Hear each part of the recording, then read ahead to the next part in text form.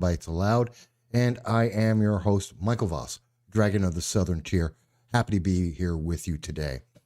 And for those who have not been here before, we do long-form political commentary on this program where we speak with you about the issues that affect your life, whether you're in Peru, Germany, Britain, across the United States, or anywhere else in the world. We're always happy to speak with you. You can reach us on Facebook, on Twitter, on YouTube, and you can call into the show at 607-242-1582. We're always happy to hear from you. And, of course, this is said with a caveat that we are on. We do know that there has been a lot of shadow banning by Facebook, by Twitter. We have heard this week that YouTube has laid down a gauntlet. It has threatened to cut off podcasts or live recordings. It has threatened to delete videos, and God knows what else it's willing to do for people who violate its latest rule, its latest change, its latest act of silencing the First Amendment and chilling people's ability to speak. If you happen to mention that the 2020 election is illegal or had errors or is illegitimate, then they will shut you down. They so far haven't. I'm afraid of the bots, but that means we will talk about that.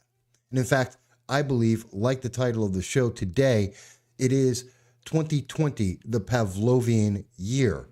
And I think that is very appropriate because when I was looking at and preparing for this show, as I thought about it, it made me think, what if Pavlov's dog decided not to react to that bell? I think we've all heard about Pavlov's dog.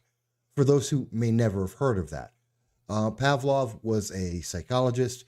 He was studying human behavior and behavior in general, and he had trained his dog that every time he rang a bell, the dog would expect to eat. So he trained the dog with the bell and then fed the dog. And then after a while, he stopped feeding the dog, but he would still ring the bell. The dog would react as if he was about to eat. So that's the Pavlovian effect. You train someone to get into a pattern and always react the same. Larry is with us today. Hi, Larry. And Larry says, what a bunch of hyperbolic hogwash, scary, laughing my butt off.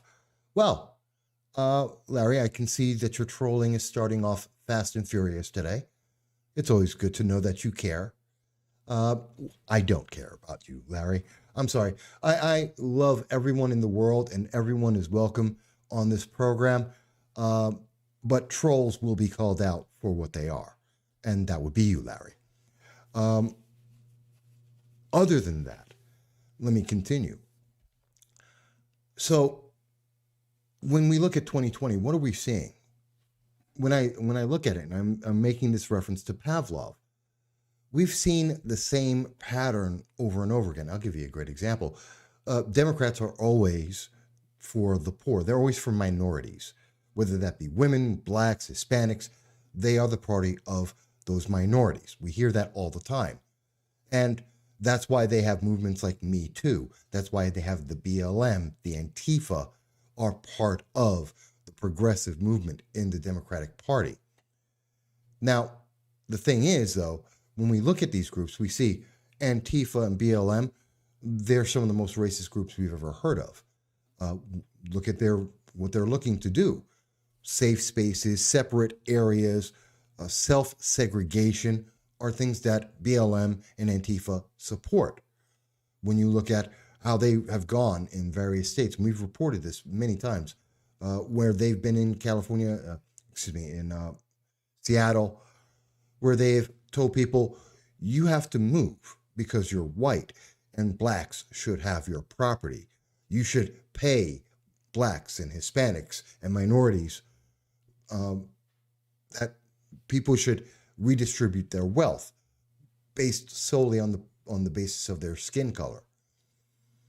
That's a terrifying thought. Those are racist thoughts, because if we heard someone say that, say, in the 1950s, 1940s, 1930s.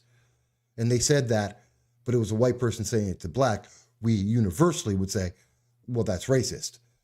How is it not racist in 2020 just because someone is black saying it to someone who's white?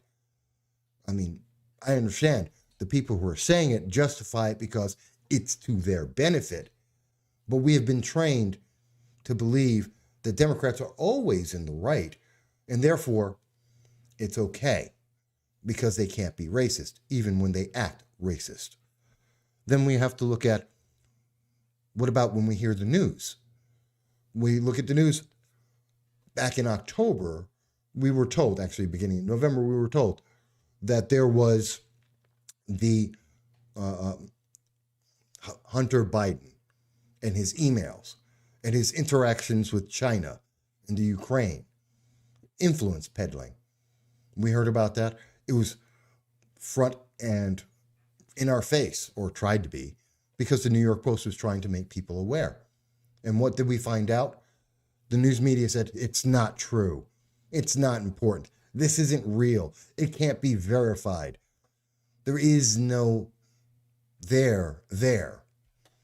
And now we see in this week, out comes CNN and the rest of the news media saying, hey, guess what? Hunter Biden is under investigation because of his influence peddling, his deals with China, with the Ukraine, his tax evasion, and also with him, Jim Biden, the brother of Joe Biden, although they have not alleged that there's a connection to Joe Biden. But yet, we have already had Tony Bobulinski, one of their business partners. We've had the emails. We've had the laptop. We know this is true. So why did they do this? Because we've been told over and over again, the news media are our friend, that they are honest. They are telling you the truth. You can believe them. You can believe them as they blatantly and directly support a political faction for their own benefit. And that's terrifying. I mean, remember, look at the Russia collusion. 4 years of the news media, Rachel Maddow, saying day in and day out constantly that there's Russia collusion. The Trump campaign was colluding with the Russians to steal the election. And what do we find? After 3 separate investigations, zero evidence. Adam Schiff promising the American people day after day, I have evidence. I'm going to bring it to you. We know for a fact that Trump colluded with Russia. And to this day, Adam Schiff has never offered that evidence to the American people. How can we have any other belief than he was lying? Because he was, apparently. Otherwise, we'd have that evidence and there would be no question. And President Trump would have been impeached. Not that Democrats didn't try that. But again, in each of these cases, over and over again, especially on social media, we have been trained and told and reinforced that no, there's only one answer to these questions. And the answer is always, well, media is good. Being independent is wrong. To believe in the things that we're being told by the fringe, anyone outside the mainstream, they're just wrong. And that's sad. And that's troubling because we should always have questions. I mean, that's what the First Amendment is about. That's why the news media is considered the fourth branch of government. They're there to protect the truth, not pick a political side.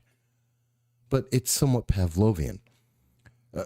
And that's why we have now with YouTube, they're saying that they will strike down anyone who dares bring up questions about the election.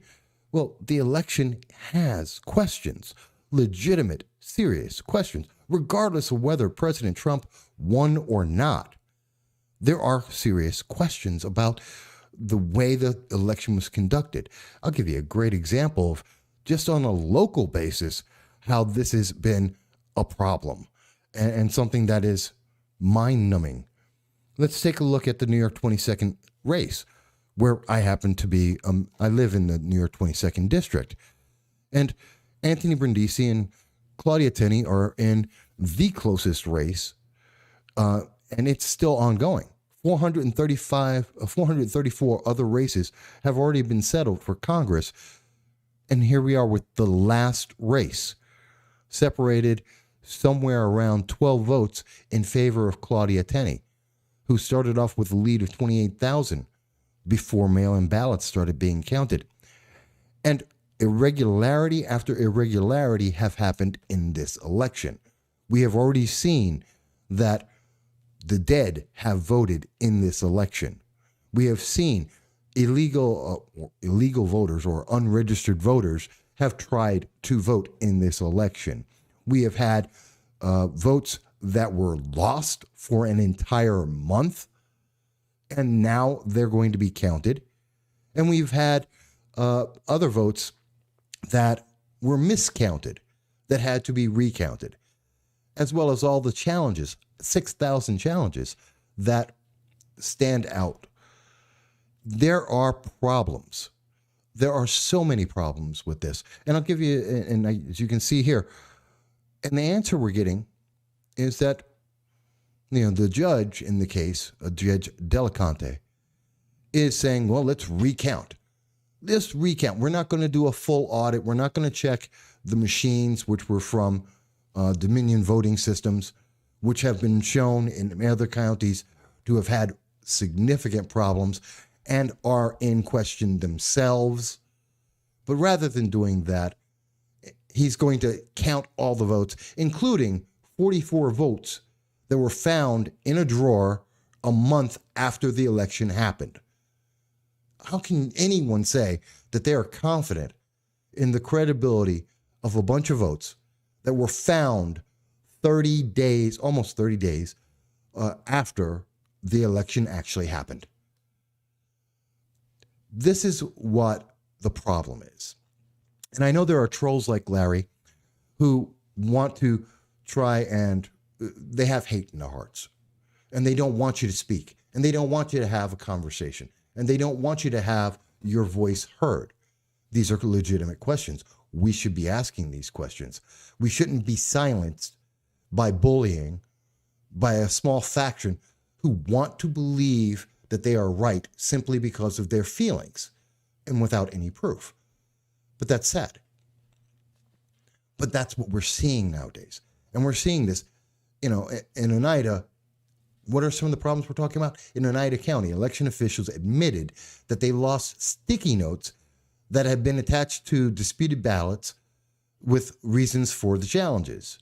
Madison County officials also failed to follow election law, requiring details to be written in ink on disputed ballots.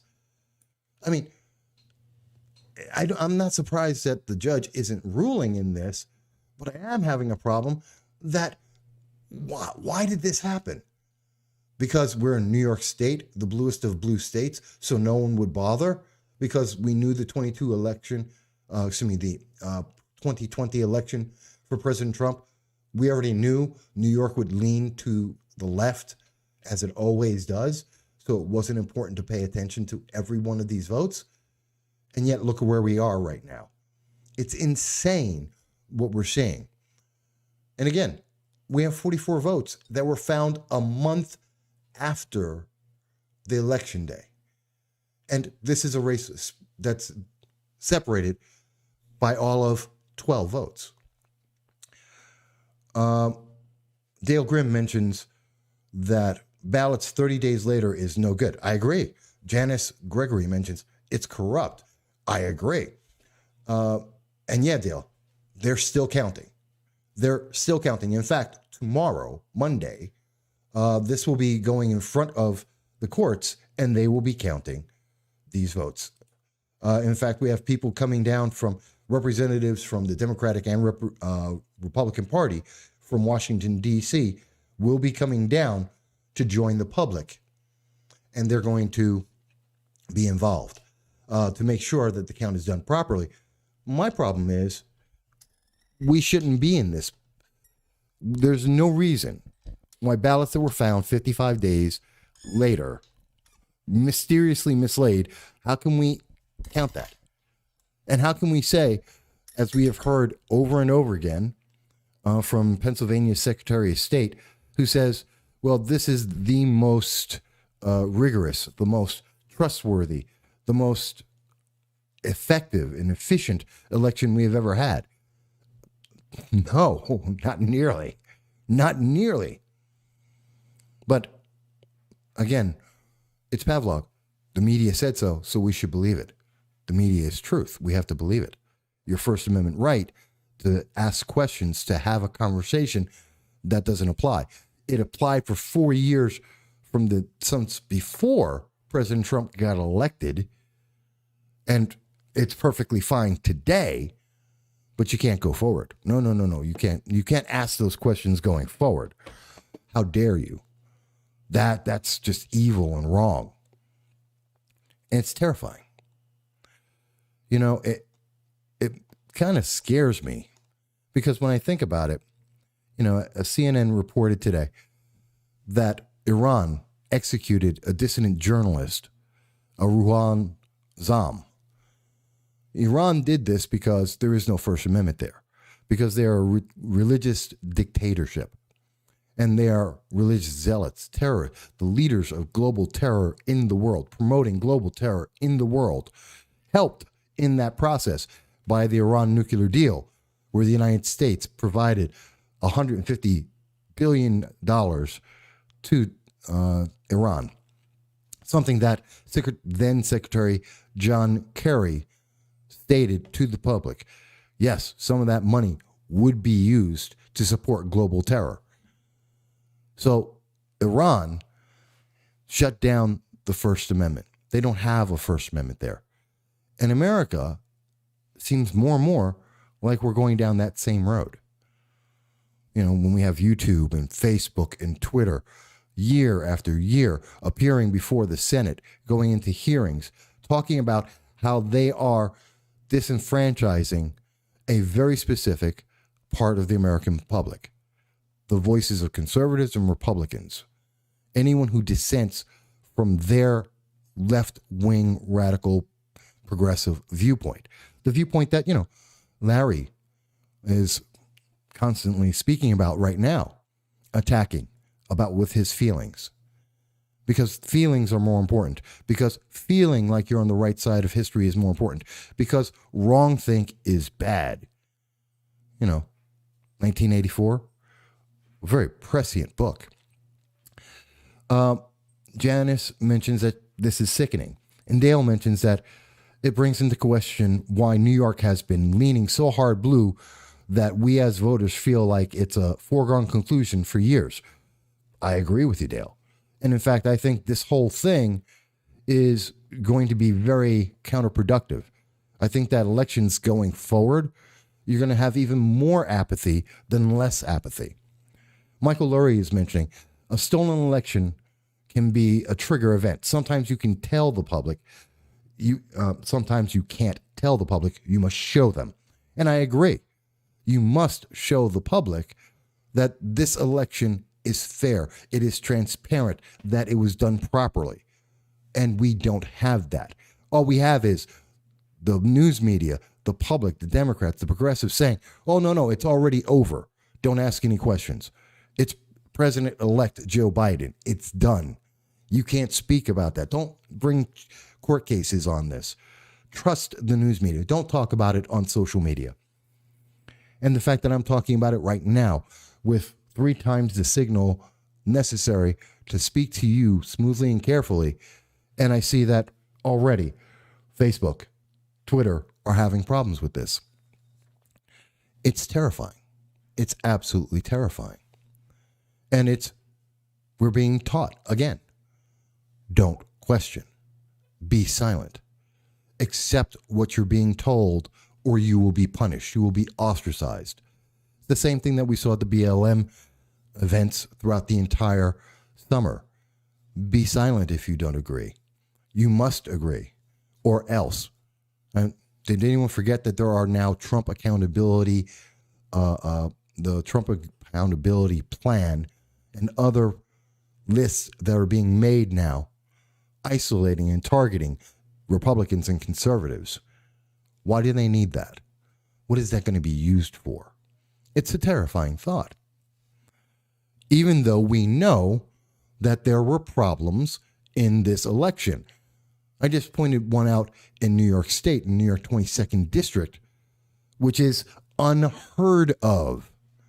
It is, again, and the one that gets me the most, and that's why I keep saying it, they found votes 30 days after the election in a drawer.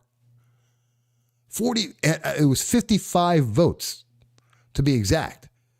They found 55 votes in a race separated by 12 votes. 11 of those votes were from unregistered voters, individuals who could not and were illegal to vote.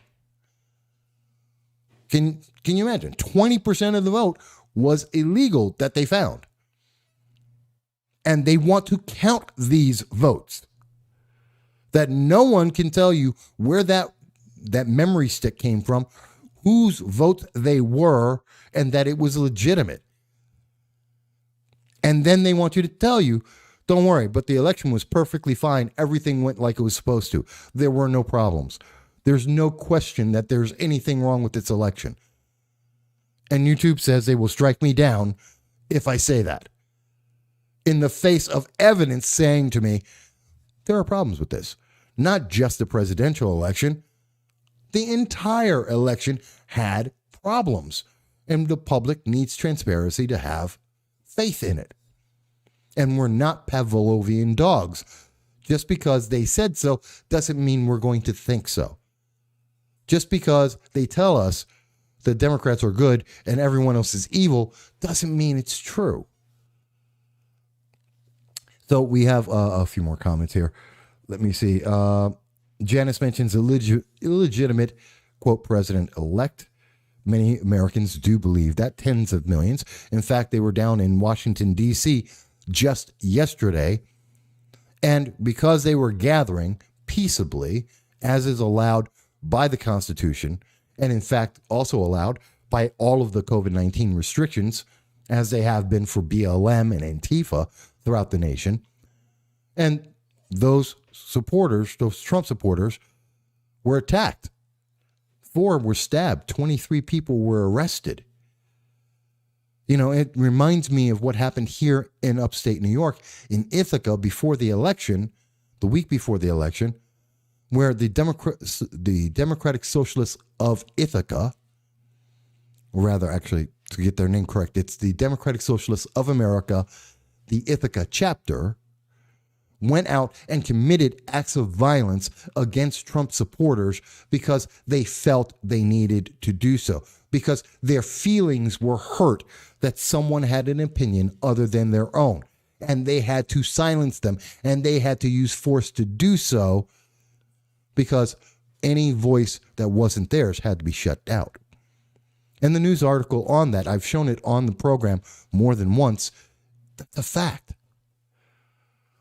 They are willing to use violence to silence you. You have to be silent because their feelings are more important. Their truth is more important. What was it that Alexandria Ocasio-Cortez said on 60 Minutes? Her moral truth was more important than the factual truth. Can you imagine that? Her feelings, her belief is more important. Her belief in her politics is more important than facts.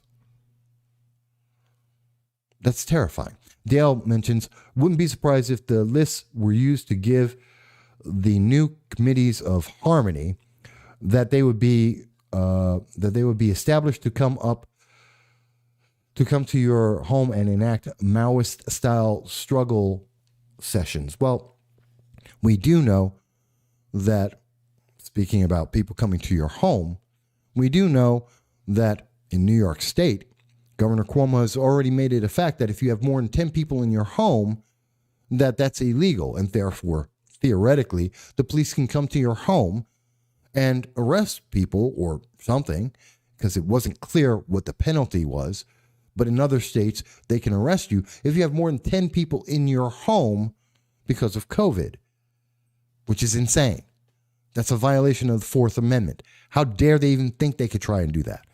We've also heard from Kamala Harris on the election trail, as she mentioned that in 100 days, if there was no action by Congress and she were president, that she would use executive orders to take away firearms from the public, which is terrifying. We heard from Beto O'Rourke, who's also prominent with the Biden administration or the future Kamala administration, on the same idea that he has admitted, and we have seen Democrats admit now, they are coming for your guns. They have actually said that. We've put it on the show. We have gotten the tapes from CNN, from the New York Times, from the Washington Post, all of the left-leaning publications. They have actually said this. We have video of him saying they're coming for our guns. They are going to take our ARs and our AKs and our firearms because they don't like them. Not because they're not allowed under the First Amendment, but because they don't want you to have them.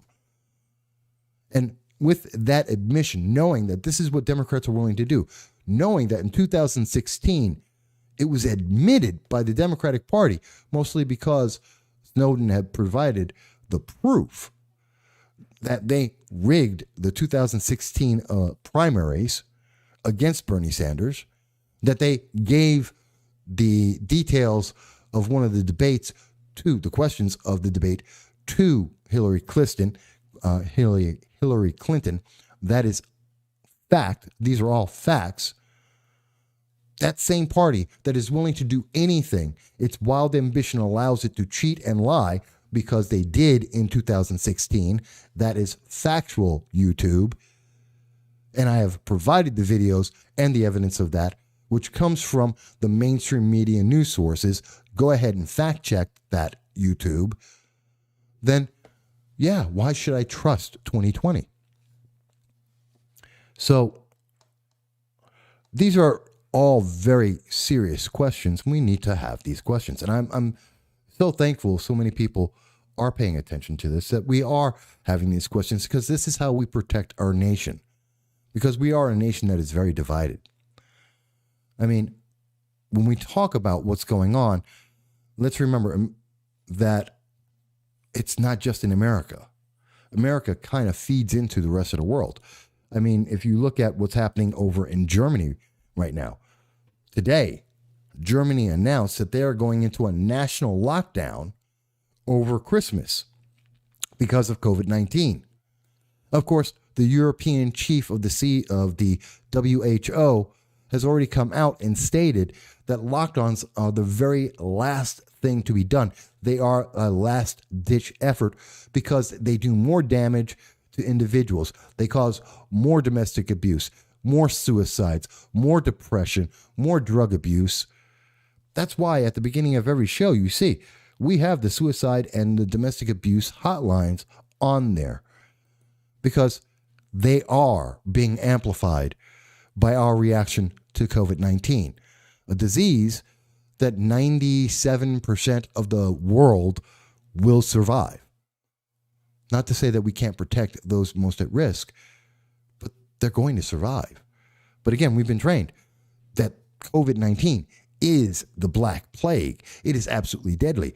We've done poll after poll, not us, but there have been poll after poll that has been done showing that most people think millions have died, tens of millions have died from this disease, when in fact, it's about 1 million worldwide. It is one of the least deadly diseases known to man. That's terrifying. Jason mentions that it's laggy on YouTube. I know it is. They don't want us to have this conversation. YouTube has said to even have this conversation, it is very likely, by the way, folks, keep in mind, at any moment, this may be cut off from YouTube, and therefore Facebook and Twitter, that they may cut this at any time in this feed, because I've said something they have said you can't do, that it's illegal on their system to be able to have questions and to ask those questions and to share those questions and have a conversation about it. So at any moment, we may be pulled. This may be stopped. And even once it's uploaded, they may take it and they may try and shut down my channel because of this and other videos where we have asked questions and we have shown evidence, like the video where we saw in Michigan, just brief case after case of votes were hauled out and counted when no one was present. I don't care if they were there before and were brought in front of everyone. That doesn't matter. It doesn't matter that these weren't suddenly trucked in. What matters is no one was present for 2 hours, and these individuals are making counts of the votes in Michigan, and that's expressly against the rules. That's against the law. No one was there to check those votes. We see in the video that one of the women that were going and doing the vote counting put in the same stack apparently 3 times in a row. And that's not being edited. That's not being checked. And that's on video that has been submitted as evidence. Marilyn Austin mentions, it's crazy. People see it and they know it. Our local races should have been looked into more. Our colleges had computers go down for days after. Must be something big because they went through all this. Americans should be afraid, not of COVID, but what's going to happen to our rights. Scary times. I agree. And then you have people like Larry who wants to say, hey, because, by the way, folks, Larry Tarnout is Lawrence Richard. So they're trying to just say, oh, look, you crying snowflakes. Oh, how terrible. Mind you, these are the same people that for 4 years were saying, oh, but the 2016 election wasn't legitimate, and had no proof for that. Could not point to anything that we're pointing to now, anything that I've mentioned today, but said that's an unfair election. Okay, maybe it was. We should have maybe looked into it. I have the same question today. Oh, but now it doesn't matter. No, now we have to unify. Now we have to unify under the submission to the Progressive Party, the Democratic Progressive Party, because they're in power now. So we have to submit. You can only argue when they're not in power, because they also control the news media. They also control the internet and the big three. The lists are doxing you and getting you fired from your job. Yes, they are. There's an upstate Facebook group to dox people they deem, quote, racist, end quote, aka anyone that doesn't agree with them, which is terrifying.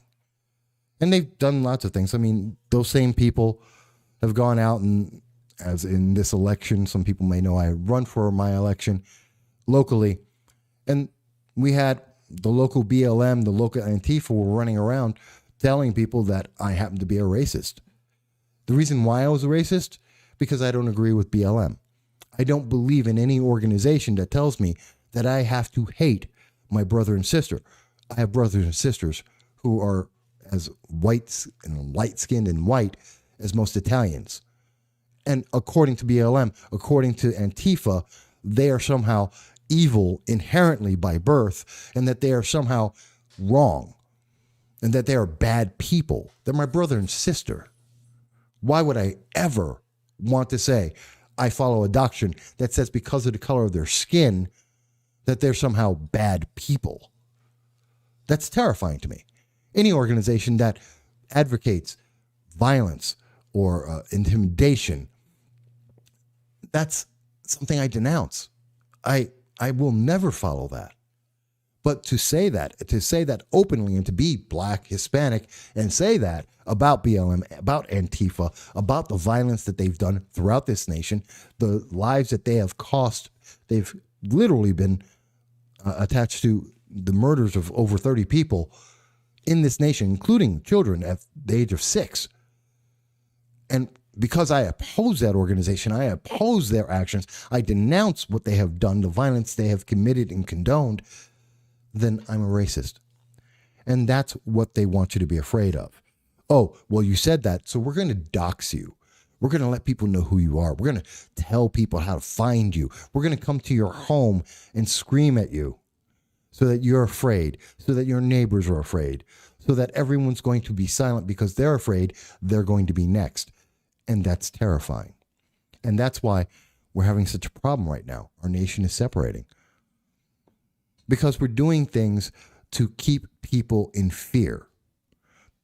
Germany, in part, is continuing to go forward with its national lockdown, in part because the United States is looking to lock down. We already heard that the COVID czar for Joe Biden has already said that he looks forward to having a 4 to 6 week national lockdown, something that we know is likely to destroy our economy.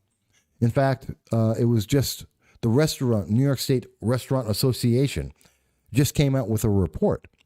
1 in 6 restaurants nationwide have already closed. New York State is worse than the national average on almost everything.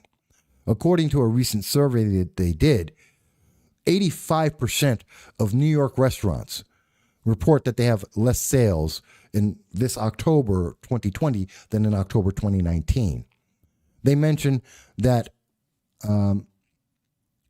where is it? I want to make sure I get the right quote here. Restaurant operators say it is unlikely their restaurant will still be in business 6 months from now if there's no additional relief packages from the government.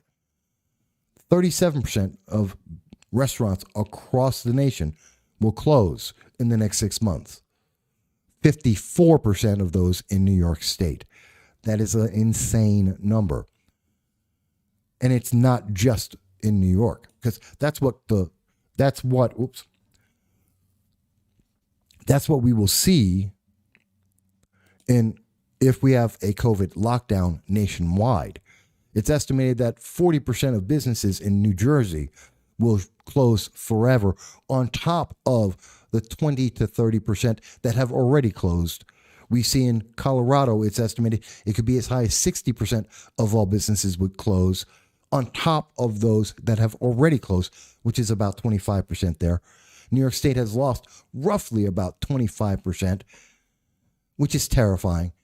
And we stand to lose another roughly 40, but according to this survey by the New York State Restaurant Association, it could be as high as 60%.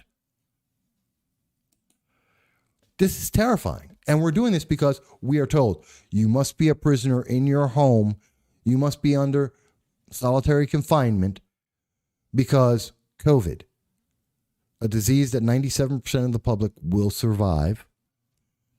And we have a vaccine now coming out that supposedly has 95% effectiveness, which some believe may be forced upon the public. And it is a question that has yet to be answered, as far as I know or recall from the Joe Biden team, on whether he would make that mandatory, which many people disagree with for many reasons, medical as well as religious, as well as just free rights. We have a couple more comments here. So Dale mentions, shows how low information the content of the narrative is actually being pushed if people believe COVID-19 is the plague. Well, let me be clear, Dale. It's not that they say it's the plague, but they are messaging it as if they are saying the fear is the same as the plague. In that, if you ask everyone, if you listen to this, many people confuse the number of cases with the number of deaths, because no one ever tells you about how many cases are, of the flu, the mumps. No one's really telling you about that. They switched from telling you how many people are dead in the nation to how many people have cases, which may be old, may be current, but doesn't mean that they're going to die. And that's a much larger number. It's well over 10 times larger than the actual number of people who are actually dying from COVID-19. Because I'm not saying no one's dying from COVID-19. What I am saying is their numbers are not significant. Not to the degree of the reaction we have. There are many other diseases that have been as deadly as COVID-19, if not more, and we've never shut down this nation. Ever. It's never even been a consideration. But yet we are doing it for this, and we have to be aware of what the impact is. Because it recently, last week, I think I mentioned it on the show, in Japan, more people have committed suicide than have died from COVID-19. We're seeing the increase. It's an exponential increase. We know that the number of people who died from domestic abuse increased by 30% based on the last numbers that we have from the New York GIVE report, which came out over in July, detailing up to March. We don't have full year numbers yet. It's the fear is that it's so terrifying. I've seen several numbers from the CDC that are projecting we're actually going to have less people in America die than in 2019. But COVID is absolutely deadly. About 2.8 million people die every year in the United States for every reason, all of them put together. And that slowly goes higher and higher every year as our population increases. 330 million people, about 2.8 million people die every year. And this year, we're going to have about the same, if not less people die, based on projections at this moment, than last year. But the population has gone up, and COVID has been rampant basically all year long. And yet we're going to have less people die in 2020 than in 2019. That tells you something about how deadly it is. And yet the fear says you can't go outside. And I'm not talking about people who are the most at risk. I'm not talking about the elderly. I'm not talking about those who have pre-existing conditions, illnesses that would make them at risk. No, I'm talking about healthy people, 20-year-olds, 18-year-olds, 30-year-olds, 40-year-olds, 50-year-olds, who have no problems and have the lowest of mortality rates. And yet, that's what our world is going through, which to me is Pavlovian. We're trained to be afraid of this because the news media said so. And the news media is always right. They always tell you the truth, like Jake Tapper on CNN, who told us a month ago that there was no proof and no credibility to Hunter Biden being investigated for influence peddling in China and the Ukraine. And just this week told us, hey, guess what? He's under 4 investigations because of the Ukraine and Russia, the Ukraine and China, because of tax issues, irregularities, and other events. It's kind of terrifying. So Dale mentions such emotional personal attacks. Careful. Oh, Larry. Yeah, that's why I tell you, Larry's a troll. He always makes personal attacks, which is why I don't pay attention to him. Mavis mentions, oh, and there you go. I see some of the listeners are dealing with our troll. It just tells you how successful we are. The fact that we have a dedicated troll to the program who wants to come in and try and make personal attacks against me and try to influence me, try to intimidate me, and therefore you as well, is why he does this week after week. Because he hates what we're trying to do, which is have freedom. And he's going to tell you that it's because he has his feelings, because he feels like he's on the right side of things and we're on the wrong side. He forgets that in America, it's called the First Amendment. We have the freedom to have the conversation, to have opinions that aren't approved by a political party. But that's, just what they do. But they have a lot of plans for us in this nation. And they're very socialist plans. A lot of people may have missed this earlier this week. Should moms get paid $2,400 a month? It's a very interesting question. But it's not the first time we've heard that kind of thought. It's like the basic monthly income. It's money for nothing. It's money because progressives want to give every special interest group that they approve of money. So if you're black, you get some money because, you're impoverished, because you're oppressed, because you're a minority. Women get to have $2,400 a month because they're moms, and that's oppressive. It's because they're working so hard without getting paid for it. And it's kind of scary. And they want to have a caregiving czar. Caregiving czar, as suggested by Melinda Gates. Now, it's kind of terrifying when you think about it. Now, I'm not saying that mothers don't work hard. I'm not saying that motherhood isn't a job in and of itself. I absolutely believe that. Truly, I do.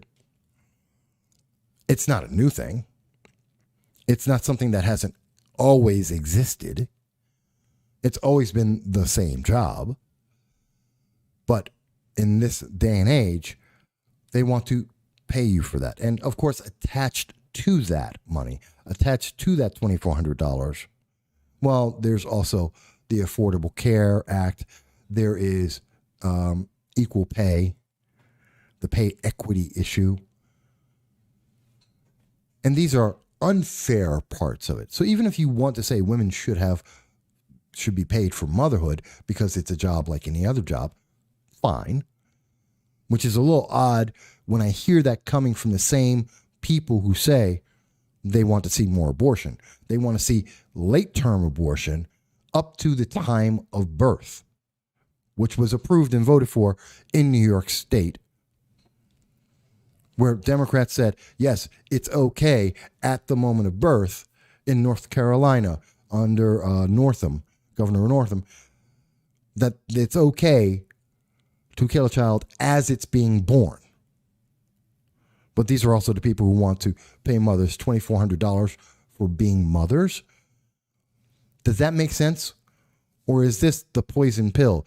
This is the sugar coating of them getting other issues that they know no one in America would accept, and America has rejected without it, which would be a single-payer health care and the pay equity, forcing that onto America, even though it's unfair, unjust, and inaccurate. See, that's what we see a lot of. We see a lot with the progressive movement, how they try and co-opt ideas and how they attack us, and they try and promote things with something that sounds really good, but they fail to tell you, and here's this other thing that's going with it. And by the way, that other thing, you would always oppose, you would hate it, you would never agree with this, but they're attached, they're together.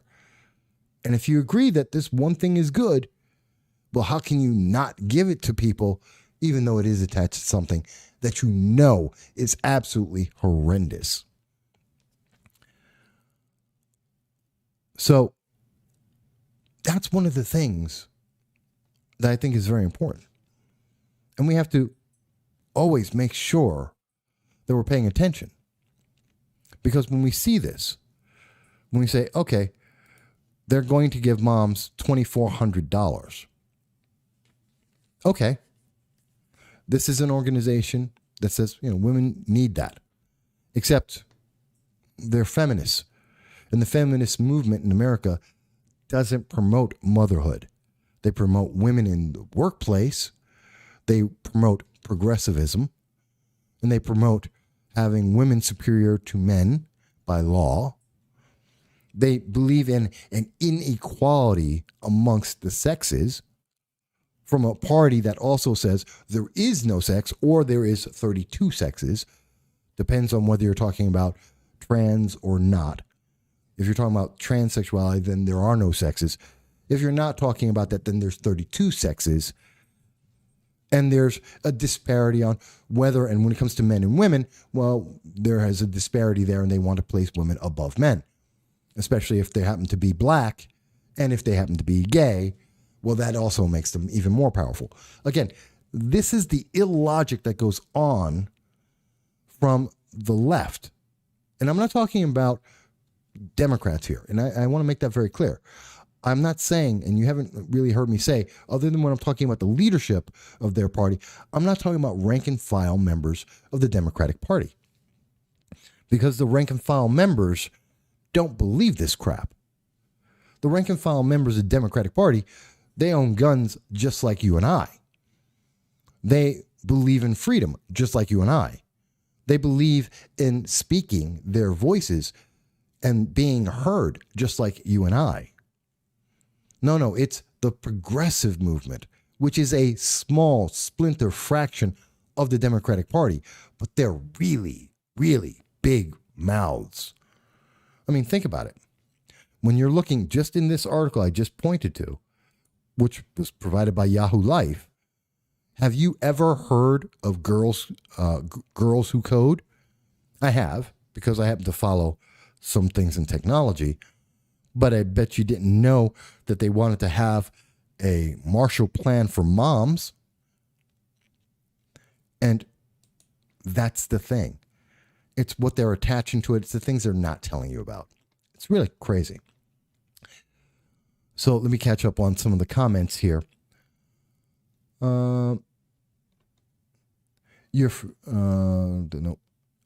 Jason mentions, I can't wait until you can live stream to Rumble. This lag sucks. I know. And I'm getting set up on Rumble as we speak, because I don't trust YouTube. I don't trust Google. I don't trust Tinder? Not Tinder. What is it? Twitter. I don't trust Twitter, and I don't trust Facebook, because they have expressed and detailed how they believe in having just censorship. And in fact, we know that Senator Blumenthal has already demanded, and so did Senator Leahy, they insist that there should be more censorship of the views that they don't like. They said that in the most recent Senate hearings, where Jack Dorsey and Mark Zuckerberg, were brought before the Senate to try and explain the censorship they have already been doing. And they've asked for more. And that's why the government wants to get involved with Section 230. Although I do believe 230 needs to be changed such that Twitter and Google and YouTube are no longer sheltered from it, protected by it, as they violate it. No, I think they should be excised from that. But I don't want to see the government step in, because they're even worse. The government is always worse. Look at the election. The government is always worse. And the bigger it is, the worse it becomes. Roxanne mentions $2,400 a month for doing what they're supposed to do. What's next? Paying kids to go to school? Yes, and Roxanne, they are doing that. It's called free college. And they want to waive or absolve the student loans up to $50,000, which a study from the University of Chicago that we spoke about 2 weeks ago on this program, we showed you the actual paper, and in it, it actually details that the waiving that, eliminating college debt, actually helps the wealthiest people in America, the top 10%, overwhelmingly, approximately 66%, have a 66% benefit over every other group in America. It's inherently racist, and it's helping the elites of America, not the general public, which is kind of terrifying. And we did that 2 weeks ago, I believe. Dale mentions this is a live stream, not a debate. Oh, sorry. The troll is upsetting people. And again, folks, I'm just ignoring the troll. It doesn't matter. Logan mentions, is there any proof that financial support reduces abortion rates? That's a great question, Logan. I'm not aware of that, and I don't know those numbers. So I would love if someone does have those numbers and I could see it, I would bring that up, but I don't have that. I can't answer it. Send me a text message on that, Well, I also looked back in the notes here, but I want to follow up on that.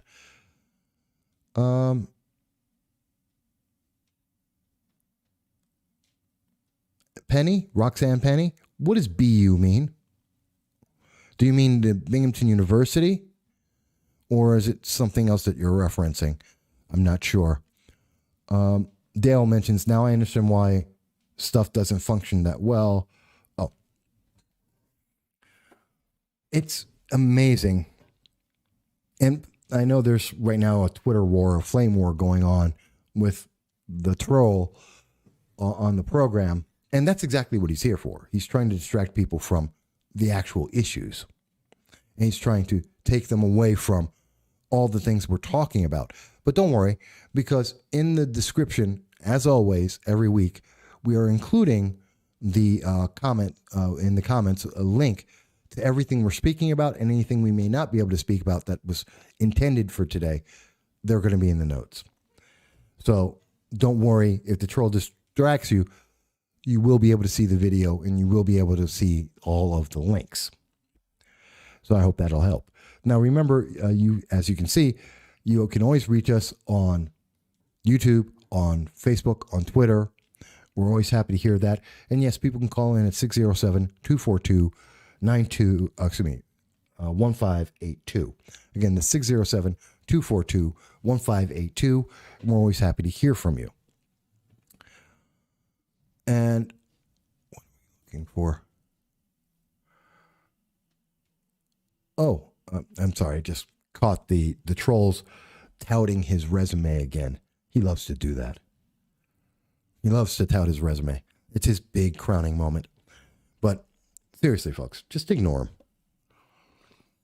him. He's really not worth it. Now, I was mentioning before, and we were talking a little bit at one point about the fact that there are lists that are being made right now, which is a fact. It's something that Alexandria Ocasio-Cortez herself has promoted amongst other Democrats, elected officials. But Alexandria Ocasio-Cortez in particular have been saying, we need to get a list of all those Trump supporters. And see, this is another thing that going forward, our country is becoming more and more divided, and it terrifies me. Because we're seeing more and more suppression of free speech at the same time that we're losing other freedoms, like being able to walk outside our home and to go to the store and to be able to talk to our neighbors. And that's one of the worst things. That's why we see that domestic abuse and suicide are on an astronomical rise, is because we're not talking to each other. Because we're afraid because of COVID, because the number of cases is so high, and the fear is that we're all dying in record numbers, and we're missing out on some of the really interesting facts. Like I mentioned with the New York 22nd race, where 44 votes that were found 30 days after the election are suddenly going to be counted, which makes no sense to anyone. And gives no truth, no security for anyone on what that election result is.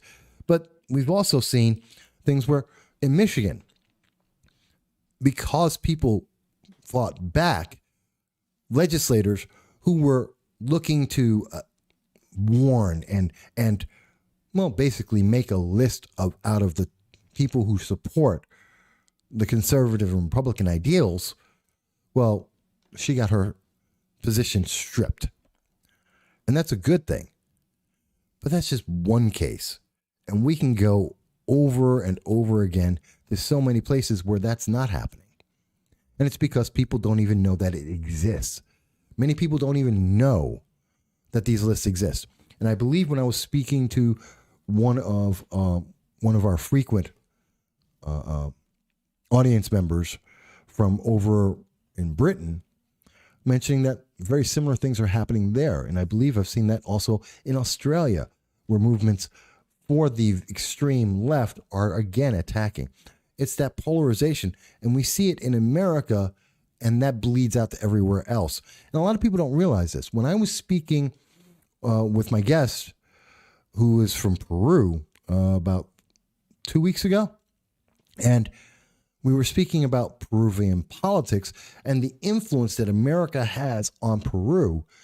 The world is looking at America, and if freedom and democracy aren't happening here, or democratic republic, if they are not strong here, if we are divided in our nation and fracturing, if our elections are not transparent and honest, then that affects every other nation because they follow our lead. BLM is entering in, and socialism are returning or trying to return into Peru, which removed it 30 years ago. Massive civil war and fighting to get rid of socialism that destroyed Peru and their economy and their people. And they've turned that around in a generation. And now, following America's lead, the youth are looking towards BLM and socialism as an answer to the ills of the world, even where they know it doesn't work, because it didn't work. It has never worked. There is nowhere in the world you can point to that has socialism, that is a socialist nation, and has been successful. Not one. And I know everyone loves to go to the Scandinavians and say, well, it's the Scandinavian nations. No, because the Scandinavian nations will tell you directly, and they have told Bernie Sanders directly, they're not socialists. They have social programs, but they're not a socialist nation. They're capitalists. There is no successful socialist nation. They sometimes look like they could be successful, like Venezuela back in 2015, when Bernie Sanders was saying that the entire nation needs to be more like Venezuela, that America needs to adopt the ideas and principles of Venezuela, which were communist and socialist. And today, the people are starving on the streets. The Venezuelan people are dying from diseases that are absolutely curable and weren't a problem beforehand. The people are leaving Venezuela in droves for America, part of those caravans traveling over 1,000 miles with their children, just because they want to come to America to be free. Hello, this is No Soundbites Allowed. Hey, Mike, calling to be on the show. All right, and this is John Restuccia, your former intern. Hey, John. Heard you were talking about where socialism worked. All zero places? Yeah, all zero of them. Maybe in the imagination of a couple of, AOC and Bernie Sanders. That's about it. Oh, sure. They'll say socialism works in all these places when really they're capitalist countries. And the second thing I want to bring up, though, is a couple of years ago, I remember people sharing around this Facebook meme talking about how great Venezuela was because they turned socialist. Yeah, that was about 3-4 years ago from Bernie Sanders saying that. Yeah. Yep. And look where Venezuela is now. Yeah, I was just mentioning how, I forgot to mention, according to the New York Times in 2018, Venezuela had killed 5,602, as I recall, of its own people because they took away the First Amendment rights of the public. Absolutely, absolutely. And look at, this is what, these college kids are now being fed that socialism is the right answer, that you're a bad person. This is where it's coming from. This is where we're seeing it. We're seeing it in our universities. And it's being wrapped around the idea of, we're going to give you free college, even though free college helps the super rich. We're going to give, like we showed earlier today, we're going to give moms, we're going to pay moms $2,400 a month. We're going to pay the average person a universal allowance. But what's attached to that? See, they always leave that out. What else is going with that? What's it going to cost you to get that? Well, you're going to have no freedom. You're going to have no freedom. You're going to have no choice.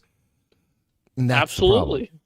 I agree. And the whole reason this started, why college is so expensive, is look at how much the government aid that they've been giving schools for students. Because let's face it, colleges are a business. They're Yeah. there to make money, right? So if colleges keep getting more and more financial aid, they're going to charge more and more, so they can get more government aid from students because they can know they can charge more. Yeah. And isn't that true of everything? I mean, that's why the government buys hammers for $700. They buy toilets for $1,200. I mean, it's astronomical. Not to say that, like in submarines where an ashtray costs $300 or back when you could smoke on a submarine, and it was built to break safely in 3 parts that had no sharp edges. I get that. That's a very unique thing. You're talking about something for the space shuttle. You got that. But how many years did Grassley put out a report of government waste, like the grants for government for shrimp on treadmills? It's funny you've mentioned government waste. When I ran College Libertarians my first year, I had a program on Facebook called Waste Wednesday, where every Wednesday I would post a wasteful government program that the government was spending money on, and some of it's absurd. They spent $1,500 once on I believe it was a Shakespearean cat play. A what? Mm-hmm. I'll send you the link afterwards. Yeah, so you can show your viewers. That's insane. This is what the government's spending it on. And colleges now feel they can make up positions. And I remember a little while ago we were talking about this, the administrative positions. Yeah, which have gone up 300% in the last 30 years? Despite the fact that professors have stayed the same. Yeah. Or I think an increase of 20%. Just increasing the number of administrators, basically people to push paper around in a university, people with titles that absolutely have no definition whatsoever. No one knows what these people do. And it's absurd. And that's what I find is the problem with campuses right now. It's not, the professors are bad, yes, but when you get just made up administrators, it's even worse. Well, I think when you have the administrators you have made up administrators and they have made up programs that are absolutely useless for any real world purpose. I mean, it's great if you want to study lesbian dance theory, that's fantastic. You can do that. But if you expect to have a job doing that, the only place you're going to work is in a college teaching other students that same useless degree. I mean, it's great for knowledge, but if you're actually using that for a job, you're not getting a job with that. It's not useful for anything. And it's not just the liberal arts anymore. People feel the social sciences have bad. It's infecting everyone now. And Mike, I'm going to send you an article by Campus Reform, how critical race theory is infecting math classes now. Oh, yes, I've heard about that. 2 + 2 = I'm going to send racist. it to you so you can put it up for your audience. It's insanity. This is now things that are supposed to be facts and science are no longer that. It is all about feelings, even infesting these courses. And that's terrifying when science, but that's what we see with COVID. Science has been, we've heard from the WHO, World Health Organization, they've come out and said, don't do shutdowns. Yet we see Governor Cuomo constantly shutting down different counties and different cities and destroying those economies and those communities, even though we know that they said you shouldn't do that because it's worse. That cure is worse than the disease. And it's absolute insanity. Yeah, we've heard the WHO say masks. They've come out and say the masks that people are wearing are useless. You might as well wear a tissue paper over your face because the disease can get through it because it's a microscopic disease. People aren't walking around with surgical masks, the N95 mask. They're wearing their scarf. They're wearing their shirt. They're wearing a piece of cloth. It's useless. Absolutely. Absolutely. It's mind-boggling. Of course, the science right now is if you're supporting Donald Trump, you're going to get the disease. But if you're protesting for any left-wing causes, you're not going to get it. Of course. I understand. So you saw the science behind that one, right? Yeah.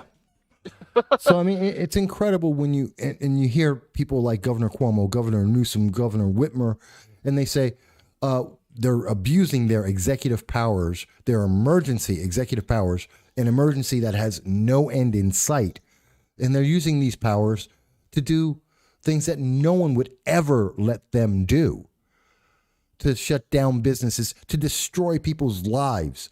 There's 500,000 people left New York State, 250,000 of them from New York City alone. That we can confirm at this time. The numbers may be higher. And they did that because he's destroyed the economy unnecessarily. He didn't destroy the economy. He's continuing to run it into the ground. Well, yes. New York State has lost $61 billion under his leadership and his guidance. We lost last year $8 billion. In 2019, $6 billion in New York State was the addition to the debt. And now this year, before COVID, we were on track to lose $8 billion. But now it's somewhere in the neighborhood of $13 to $15 billion. A total of $61 billion in New York State. And that's just one example, only to be outdone. The only state that outdoes the losses is actually California, the two bluest states in the nation. Sure. It's terrifying. Sure. And, I also want to bring up this point because someone else was talking to me about this. Do you know how much land the Democrats actually control in this country? No, actually, I don't. 8%. 8%? Yes. Where's that number come from? Can't give you the exact source, but okay. You can look it up. You can look this up. Right. Okay. In fact, do you want me to fact check myself right now? You can, but let's go on with your thought. So it's 8%. It's just because you gave a very specific number, so that's why I'm curious. But go on. Let me double check myself right now. And if you look at the election map, this is it. This is how much. I mean, this is why they want to get the popular vote out there, as opposed to the Electoral College, which it balances out.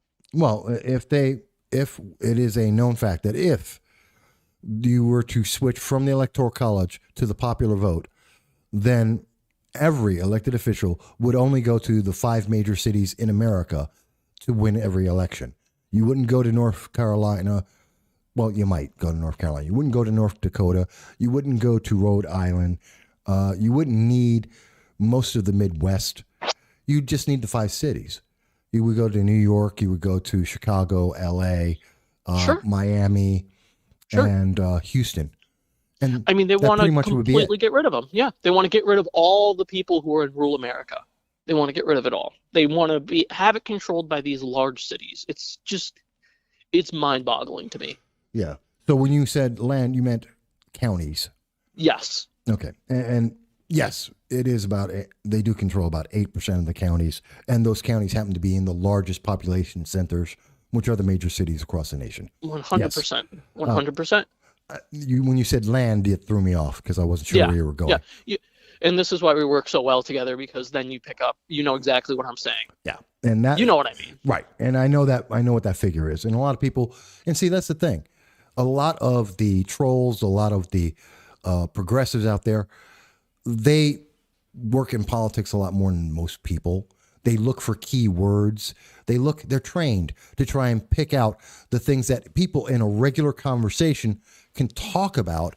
And that's what conversations are for, to explain yourself, to get the ideas across. And it may not be the exact right nomenclature. It may not be the right wording.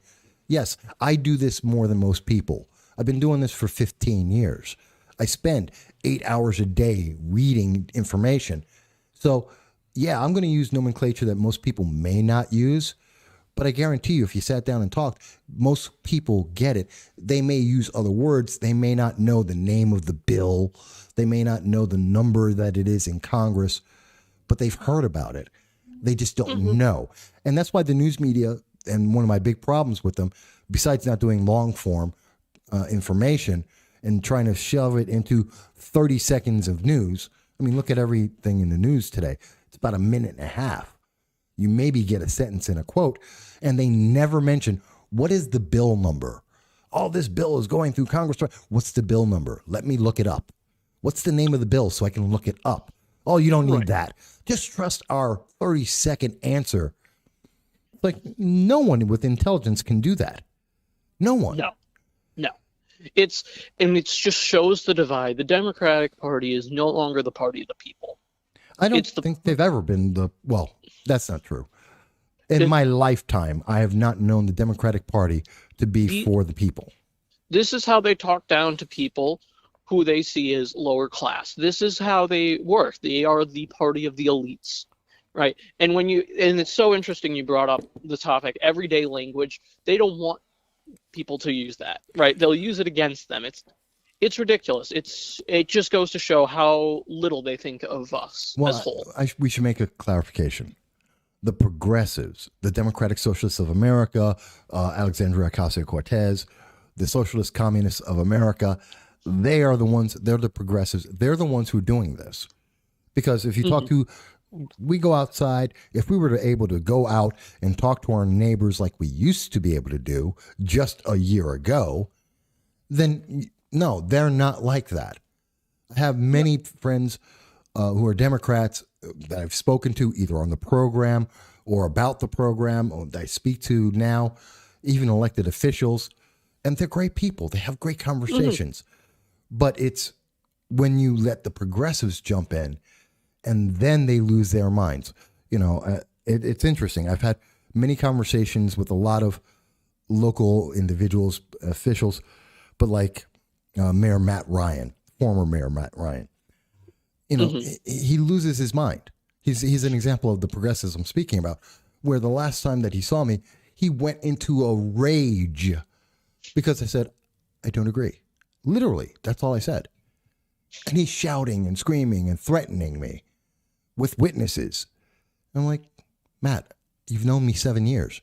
Why are you yelling? I don't agree. And that's it. They can't stand that someone would say, I don't agree. They cannot stand everyday people coming up. And of course, I come on your show as a personal citizen, just don't represent anyone, just myself. And I just wanted to give my thoughts on what you were talking about today, Mike. No, I always love it. I love hearing from the audience and everyone whenever they call, and whether they send us messages from overseas or here in the United States. I love it all. Hopefully you get some more call-ins today, right? I'm sure we'll get a couple more. Thank you. Good. You have a good one, Mike. You too. So, folks, as you can see, the phone line is open at 607-242-1582. And, of course, you can leave comments on Facebook, on YouTube for us to read. The only people that I don't respond to are, in fact, trolls, because they're not here to educate. They're here to distract. They want to make their personal attacks. They want to try and keep people from having conversations because their feelings will be hurt because they don't feel it's right. And I don't agree with that. Everyone has a right to speak. That's what the First Amendment is about. As long as you're not inciting violence, as long as you're not making absolutely false statements, then you can have a conversation. That's why we provide links so that you can see the context and see the information that I'm speaking about and where I'm drawing my conclusions from, so that you can make up your own mind. That's what long-form political commentary should be about, in my opinion. And that's the best form of it. So, we're talking a lot about the Pavlovian nature of what's going on in 2020, the fear that is being promoted out there. The fear of COVID, the fear of talking about elections. Well, it's not just that. It's the separation of people. Because not only are you being separated, you're being isolated, but you're being told, if you have an idea that isn't approved of, well, then you're a problem. I'll give you an example of what I mean. The definition of the word sedition, you may hear it every so often, and most recently this week, you've heard the word sedition. Sedition means conduct or speech inciting people to rebel against the authority of a state or a monarchy. Now, you may think I'm about to be talking about BLM or Antifa, the resistance that we've heard about for the last 4 years from progressives. They've had the resistance against President Trump, against Republicans and conservatives. Not once did you hear the news media or any elected official say from the right, say, well, that's seditious. No one said that. We did say this is their First Amendment right. This is their beliefs. They can speak about it if they wish to. But you didn't hear government agencies say it's seditious for BLM and for Antifa and for the Democratic Socialists of America and Alexandria Ocasio-Cortez, Rashida Tlaib, Ilhan Omar to go out and say you should resist President Trump, resist the government. That's what they said, but no one ever called it sedition. But when it came to the 2020 election, all of a sudden you get a very different answer from those very same Democrats. Because now Pennsylvania Attorney General Josh Shapiro claimed that it is sedition for the state of Texas and Attorney General Ken Paxton to say there's a problem with our election. And that was really troubling to me. Because when Texas came out with their case, where they went to petition to the Supreme Court, and they said, hey, we have a problem. These elections in the states of Pennsylvania, Michigan, Wisconsin, and Georgia, they are problematic. They have all of the issues, many of the issues that we talked about in the Tenney Biden race. Tenney Brindisi. I forget, Biden and Brindisi, they're very similar. Very far less activists.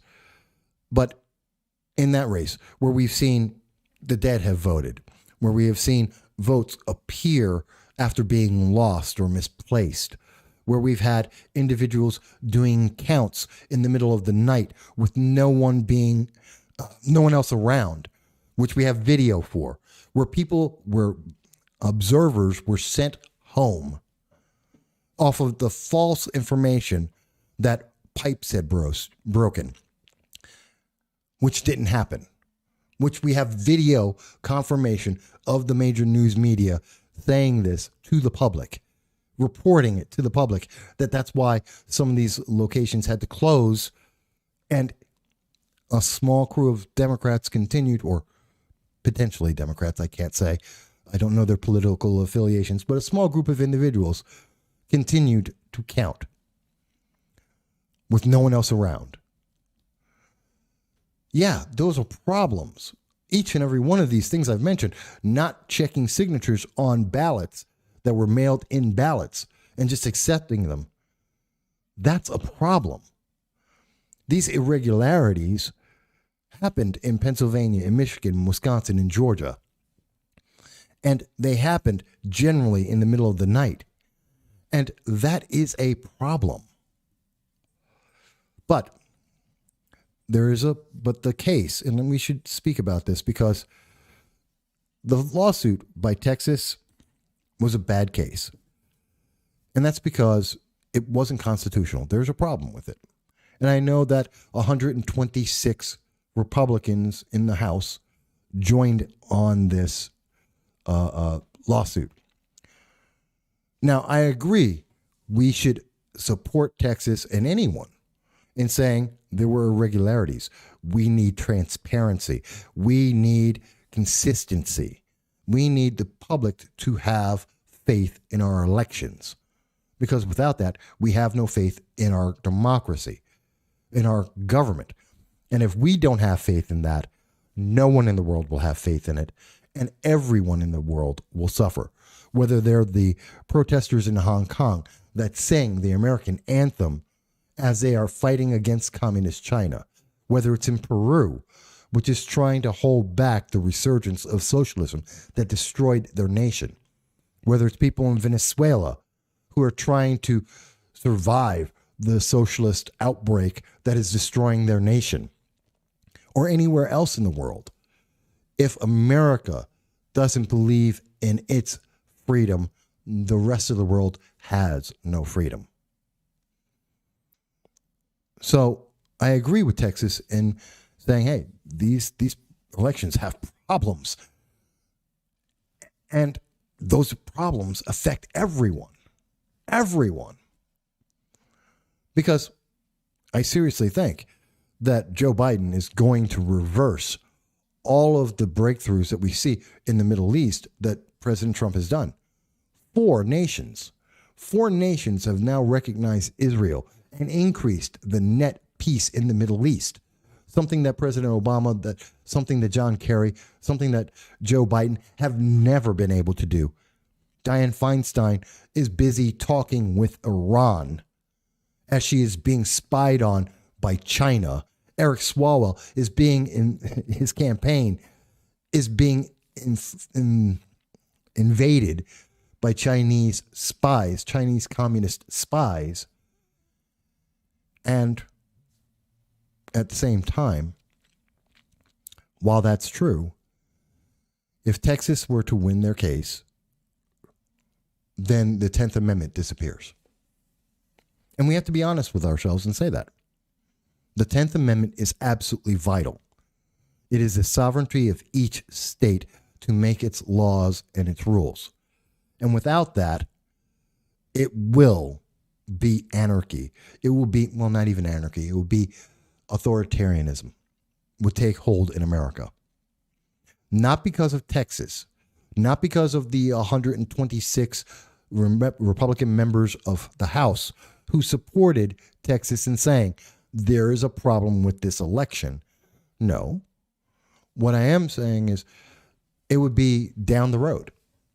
Somewhere down the road, someone is going to take advantage and say, oh, if one state can tell another state how to do something, then one state can tell all states how to do something. And I can hear the argument already being made that California would say, since they have the most populous state, they get to tell the other states how to do everything because they have more people. Therefore, they should have more of an opinion. That's why we hear so many of the progressives right now are trying to say, well, we have to repeal the 17th Amendment. By the way, for people who don't know, the 17th Amendment is why we can vote for senators. It actually instituted a vote for senators because before that, we had the corrupt practice where in each state, elected officials would pick whoever would be the senator for that state. A completely corrupt process that was hyper-partisan and absolutely political.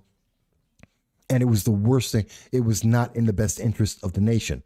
But opening up the election to the public to allow us to vote for whoever is senator and whomever is in our House, well, that is a democratic republic where we get real representation.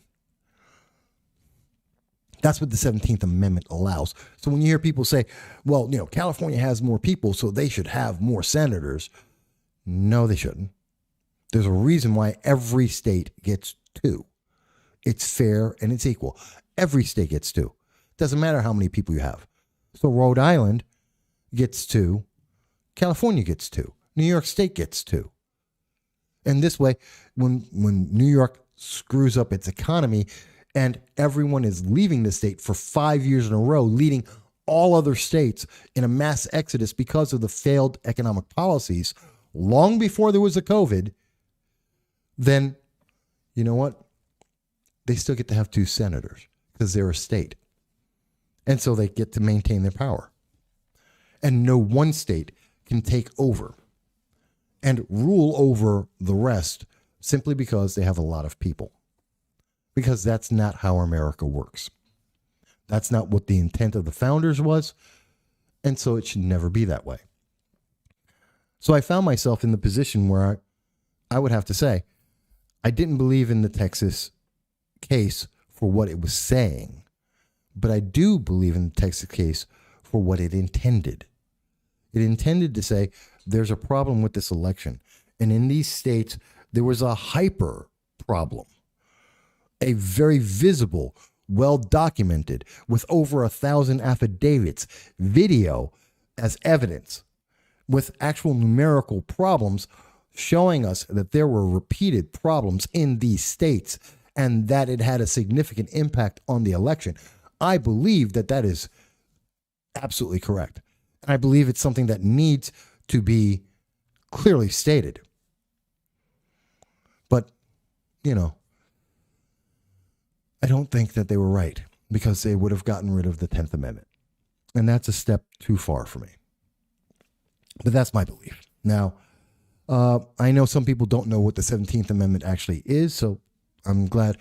And if I would suggest, look up some of the amendments, because a lot of people don't know what the 17th, the 23rd, the 14th, a lot of people don't know what these are. Even the 10th. I mean, no one really speaks about it, so people don't really know. And John mentions John Solak says, the New York 22nd election was rigged. Well, we have some real problems with it. You know, we have the Dominion voting system was used, which is a voting system that is in question for its credibility and its reporting of numbers, which have been shown to incorrectly assign votes.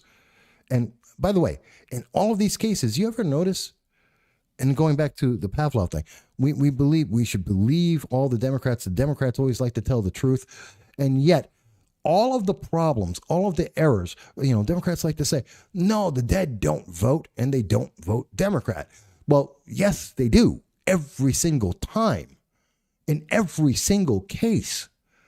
And if you notice in the 2020 election, every single question about this election, every irregularity, every error has come out for the Democrats, which should tell you something. Statistically, when you look across the entire nation, why is it every time we've heard the Dominion voting system is taking votes from the Republican and giving it to the Democrat? Not just the president, but also in the lower races as well. We see that, you know, when we hear about the dead voting, like in Staten Island, also in New York State, where we have individuals like, as was stated by Claudia Tenney, a woman, 96 years old, was in her home, did not vote. Someone else impersonated her, walked into the election, and voted in person as her, which she did not authorize and she did not do. That's, you know, you can call it a lot of things, and I can't call it too many things, otherwise Facebook will cut this off right away. But yeah, so I can understand exactly what you're saying there, John. There are too many problems, and we see this state after state, location after location. There are problems. We need to highlight that. We need to answer that. Let's see. It's a busy day for the troll today. But that's okay. Must be lacking love in their life. They need some kind of validation. Trolls need validation too, you know? They're human beings.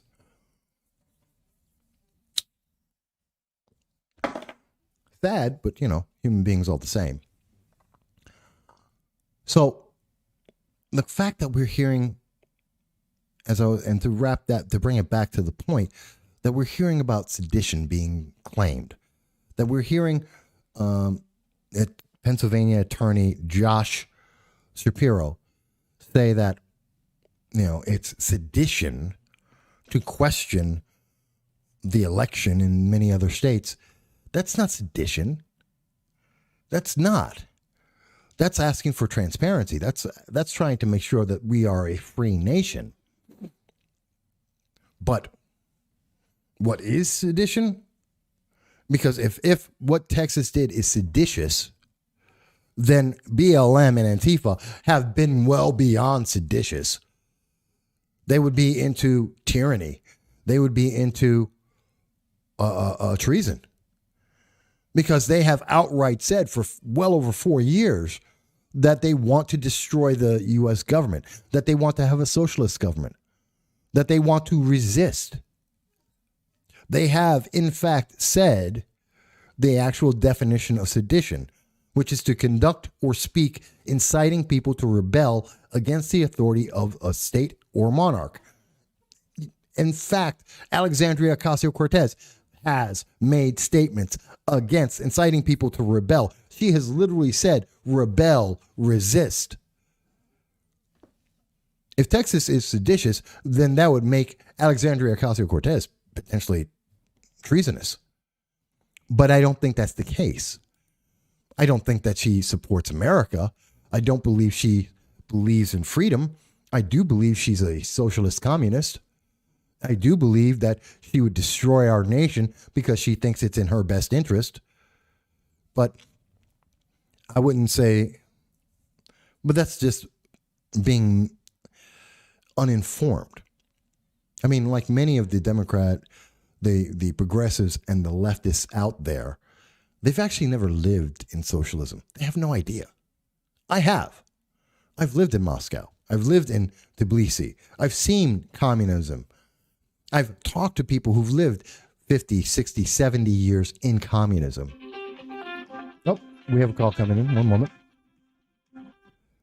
Hello, and thank you for calling No Soundbites Allowed. I'm Michael Voss, the Dragon Sun Tier, your host. Who's this? Hey, Mike, it's Jason from Bangton. Hi, Jason. What's going on? Yeah, not too much here. Just watching your program. Not too bad today. Oh, wasn't lagging so much, but other than that, it seems to be picking up speed again. Okay, hold on one second. I just want to correct something because the troll is trying to pervade a lie out there. Claudia Tenney was on last week. Go on. Go ahead, Jason. Yeah, again, I've been analyzing the data from Broome County results and just trying to do the math, trying to figure out the electorate and which way people voted. Like I said, if you were to take it as all the, numbers are accurate, it really just leaves more questions. I know that a lot of people focus on the mail-in votings and see the massive disparity, because it literally was about 75% went towards Brindisi for the mail-ins in Broome County, where only 25% went to Tenney. But even on election day itself, I did notice a trend that was kind of interesting, because again, when I did the math and I did the subtraction, because Brindisi ended up with more votes than Biden, you have to assume that those votes had to break away from people who voted for Trump to go to Brindisi. And even on election day, I think there was about 3,000 votes where that would have had it happen.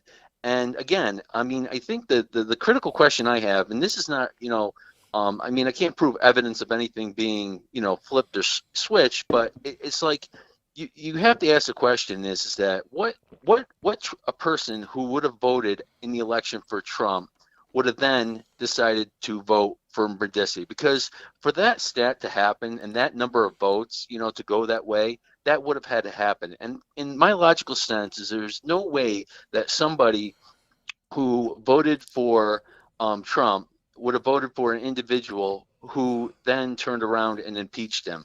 And I know that a lot of individuals on the independent side, they gave Brindisi a chance. Maybe they had an issue with Tenney, but they were fully supported for Trump. And again, after you've seen this all play out, you have to ask yourself a question: would there have been 4,000 people or 3,000 people, even on election day, to actually do that?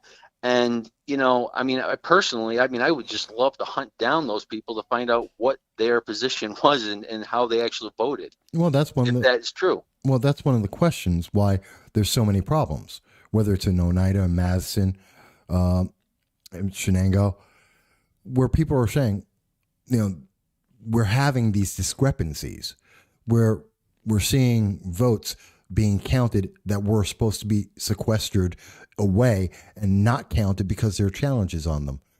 So what do those people really vote for? We're seeing votes that have been, I keep going back to this because it seems so incredulous.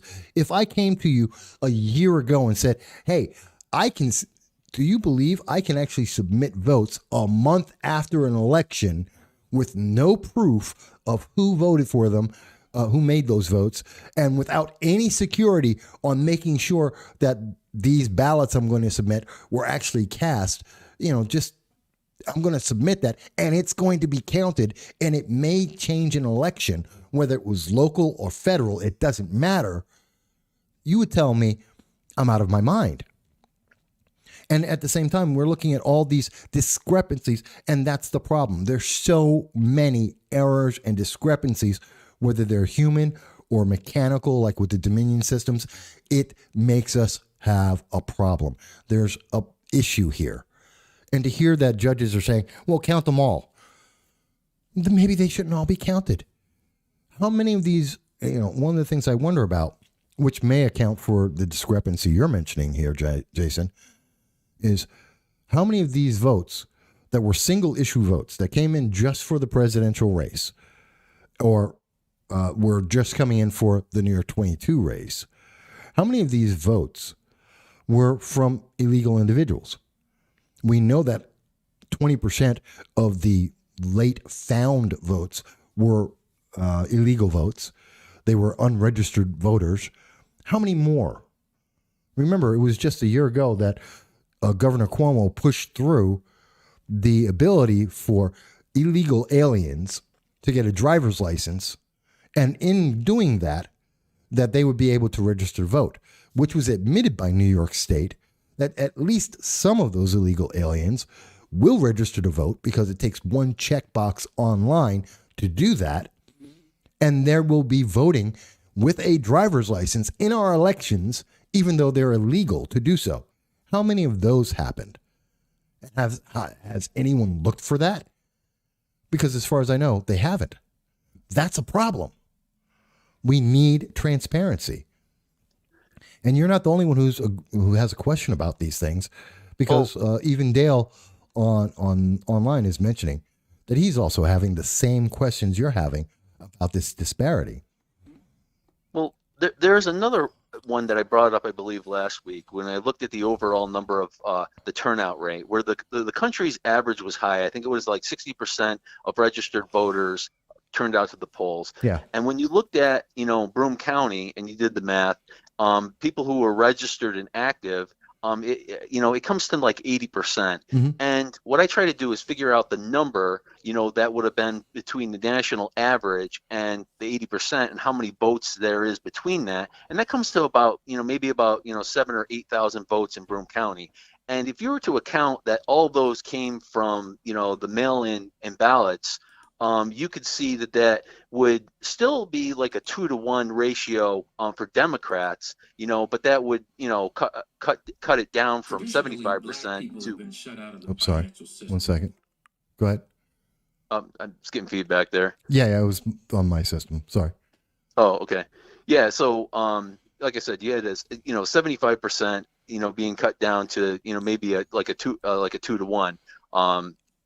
Vote rather than what was that there before. But it's definitely again, if you're when you're looking at and you're asking different questions on whether there were problems there. I mean, I'm just simply looking at where the numbers seem like they are a little inflated in certain areas. And like I said, it goes from the election day. And also the mail-in. I don't say it's just in one side. I mean, it's in both areas.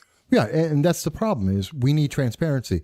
There is no one who can honestly look the American public in the face and say that in the 2020 election that there's full transparency, that there is absolutely no potential, as we have heard from the news media that has literally lied to us about factors that affect this election before the election, which is Hunter Biden as well as other factors.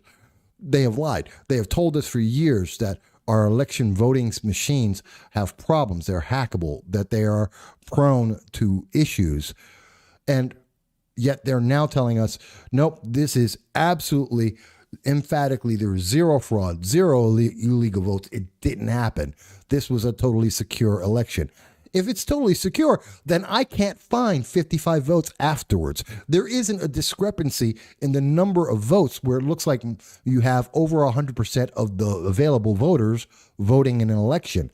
There is no potential for illegal aliens to vote because a governor gave them the ability to register online and to be able to go in and vote. If you're telling me that there's zero fraud and there's zero illegal votes, then these things can't happen. The dead can't vote in an election, and a 96-year-old woman who was housebound could not show up in person and vote. These things can't happen.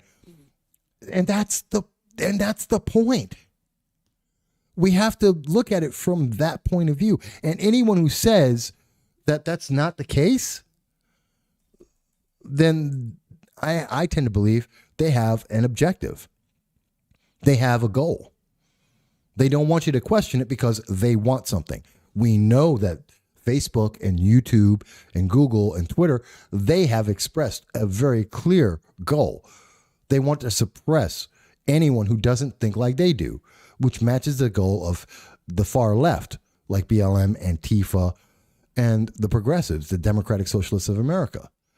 And while those other groups are willing to use violence to get their way, the internet overlords just shut down people. And that's a problem. And that's a big problem. Yeah.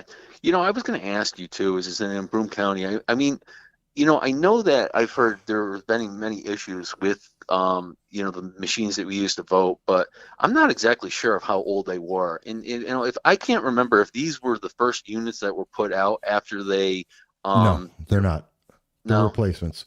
They're no. What I meant is the first replacement ones that were done after the old, manual ones that we had. No. The old archaic. No, it's the second generation. Second generation one. When did these ones come out? Do you know? As I recall, I was looking at it 2 weeks ago, and I believe they are from about 5 years ago when the Dominion systems took over. Okay. And that's when Dominion got into the Dominion voting system is in 28 states, which New York is one of them. So is Michigan. And I believe in Georgia and several of the counties as well. It's in 52 of the 62 counties in New York State. But that's also a reason why I think that every state and every county that had the Dominion voting system, since we've seen consistent irregularities where votes were taken from, in every single case, Republicans and given to Democrats, since we know that has happened, whether because of mechanical or human error or a combination of both, then there should be an audit on that system to make sure that it is correct. Because it's our democracy on the line. We need to do that. Does that make sense? Yeah, it's interesting. I have read, you have been reading that there has been forensics being done on certain units and stuff, and there are, claims that there's some forms of evidence, but, how that plays out, up to this point is going to be questionable. Yeah. And Dale Grimm mentions that unless Judge Delicante had a forensic audit done, which he has not, and he has said and given no indication that he wants to, that all you're doing is a basic recount and tabulation without hardware, local file comparison, you'll never see what kind of true irregularities may exist, whether the numbers are correct or not. And I agree with them. That's the same problem they had in Georgia. And I believe that's where that lawsuit down in Georgia that everybody is talking about is going to be dealing with, is because they're looking at, they want to analyze the forensics down there on the equipment. And I'm not sure whether that's going to go through or not as well. It seems unlikely because they're trying to hold it back, and it's not like we can trust the government to tell us, just like they wouldn't tell us about Hunter Biden, which, now the Wall Street Journal, the New York Times are coming out and they're talking about, Hunter Biden discloses he's the focus of a federal tax inquiry. This is from the New York Times. Well, guess what? They're telling us on December 9th. Well, back in November and October, they said it couldn't be true. It's not real. So I have another problem. We can't trust the news media to do their job because they have a visible bias. The very thing they're telling us we're untrue, they're coming back and going, oh, hey, breaking news. It's true. We knew that already. Go ahead. Oh, well, what about Barr there? He knew about it for 2 months and decided not to release any information on it because they didn't want to, supposedly they were saying that he didn't want to mess up with the election. Well, if Barr had come out and said anything, it would have been the same thing that we saw, which is just massive attacks. And they would have politicized and said, well, Barr is, just like they say everything about Barr, is hyper political, even though that's not the case. Investigations that went on against President Trump, the Russia collusion, the Ukraine incident, nothing's there. There was nothing there for him to find because nothing existed. and yet they made it political. So if he had come out 2 months ago and said, you know what, we're investigating this, they would have done the same thing they did to the New York Post. Complete media blackout, and said, oh, we're not talking about it because it's not true. It's all politics. That's all they would have said, because that's what they said anyway, because they have a goal. Because, kind of like the troll Larry, they want to put out their message, and they will attack anyone who puts out any other message. So it's problematic. And that's why I'm so concerned about it, which is why I'm so upset with YouTube doing that. And by the way, I also denounce YouTube for, they have stated they're going to put commercials on any and all of their videos that are out there. You know what, YouTube, you don't have the right to abuse my work, to use my work and effort for your benefit. So no, you're not paying me for it. Don't put commercials on my videos. Just wanted to throw that out there. Yeah. But let me ask you about the when it comes to the case in Texas. Do you see why I'm saying it's got a problem with the 10th Amendment?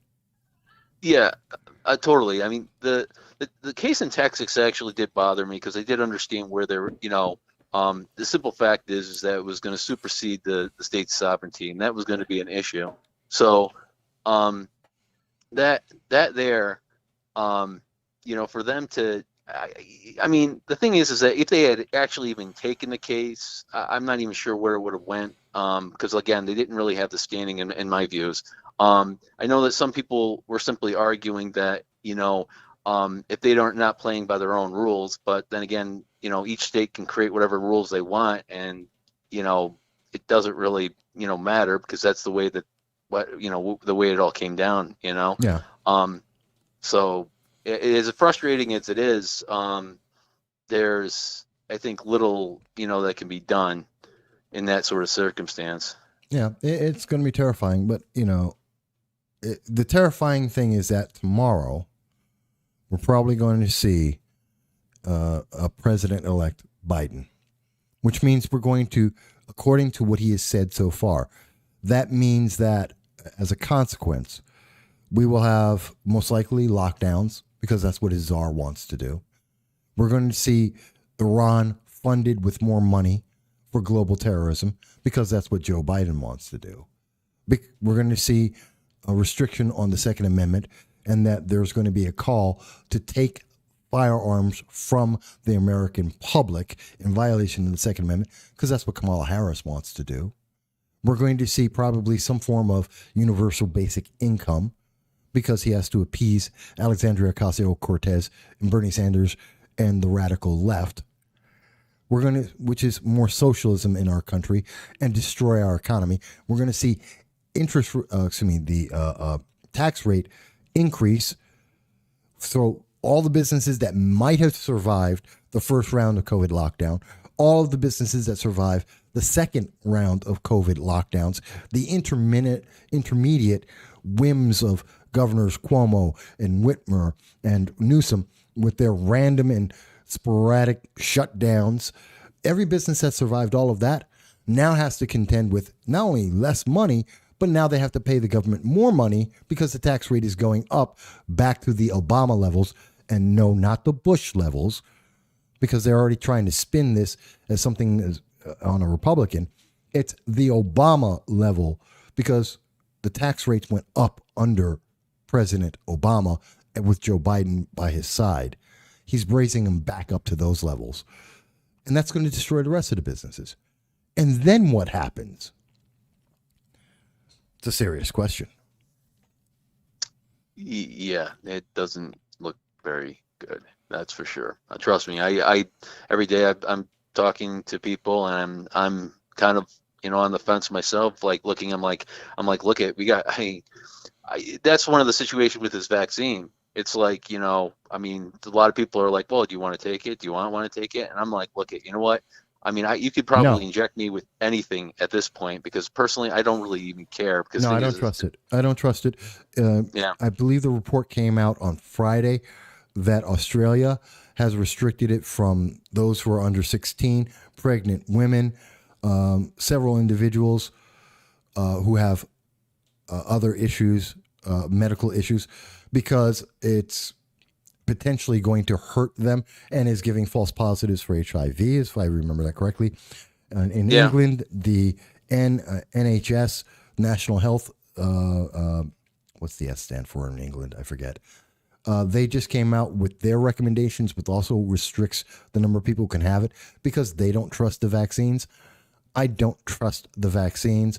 And I believe, based on the numbers from the World Health Organization, based on the CDC, the numbers are, I have a better chance. I have a 97% chance of, actually better than 97% chance of surviving COVID. And millions of people have already gotten COVID and survived it and didn't even know they had it. Most people are going to survive that. So if those at risk wish to have it, that's on them. But I don't think it should be mandatory. See, I agree with you 100%. And quite frankly, I personally don't feel that I want it to have it. But the thing is that one of the things about this pandemic that I've learned that's been worse, it's not getting COVID virus. It's having to be forced to be shut down and have to be quarantined because you happen to be in the same room with somebody for 15 seconds too long. And somebody says, you got to stay at home and you can't work and do all that. And now if I end up in one of those situations where it happens, there could be major confrontation. And I just honestly, personally, I'm just trying to get through, and I'm just like, because that's what they're counting on is you're trying to get through. The thing is they got you over the barrel. I mean, the thing is that at some point, I hate to say that we're losing too much here, but that's what's happened. Watch. The election went one way, the country's going a certain way, and it's just like it's survival mode right now. It scares me because we're getting closer and closer to a civil war, which I've spoken about several times before this election, years ago, and before this election. And I think we're getting closer to that as we divide more people.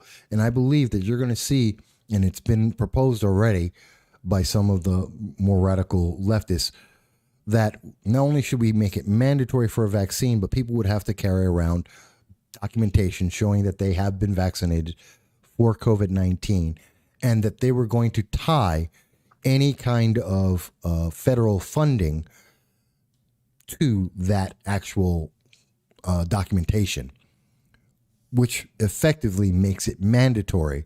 If you're stuck at home and you can't go to work and you can't get paid, which, by the way, all of this has nothing to say to where's this money coming from. But that's a problem because that is forcing you to submit against your will. And I don't agree with that. That's not a principle of America, especially when you cannot show me an absolute need. Because we don't have it. Because it's 97, 98% survivable. That's the problem. And that's why the fear comes in, I believe. No, I totally agree with you. And I personally think that it's a personal decision that people should be able to make. And the coercion and that the government is using by holding everything else surrounding you where you can't enter. I mean, what are they going to do? So you can't go into a store without certification. You can't go there without this and that. So they may not be able to force you to actually have the injection, but they're going to damn well make your life impossible if you don't get it. And like I said, do I say I'm caving in by just saying prick me with anything? I'm like, at this point, to me, it's just like, look, what? Unfortunately, this is a battle that I don't see winning. And yet there's. But we will. We will, because there was I had the interview on Tuesday with Mark Meckler, great guy, great conversation. Matter of fact, he has his podcast on YouTube later today, and I do advise people to check it out. And he's for a constitutional convention, a convention of states. And Mark, great man, we had this wonderful conversation. And one of the things we were highlighting is, as much as it feels like we're all alone, that, I have to resist, I'm by myself. No, you're not. Unlike the far left, and I always go back to them, but they're the great examples of it, the BLMs, the Antifas, the Democratic Socialists of America, they're the fringe. They're this tiny sliver. They got a big voice. You and many other people, whether you're a Republican, a conservative, a libertarian, even Democrats, you're the majority of America. You're never alone. You just don't have the same cheerleading section from the major news media. You don't have the same cheering section that's online, because you got people like the trolls, like Larry, who come out and they're out there and they're just attack until you get tired, because they're going after one, so that you will never realize, hey, wait a minute. There are hundreds of thousands of people who there are millions, tens of millions of people who agree with you. It's just that they keep trying to keep you away so that there's not one big voice. And that's the problem that a lot of people aren't aware of. You're not alone. There's a lot of people. And hopefully we'll be able to get to 500 subscribers by the end of the year. We've had a great year. We've grown a lot, and we can do it. We need 11 people. That's it. So hopefully we'll get more subscribers and do share it and let people know. But that gives you an example. We're growing. We've got over 400,000 views, almost 500,000 views on the videos that we've done, over 1,000 videos on this program.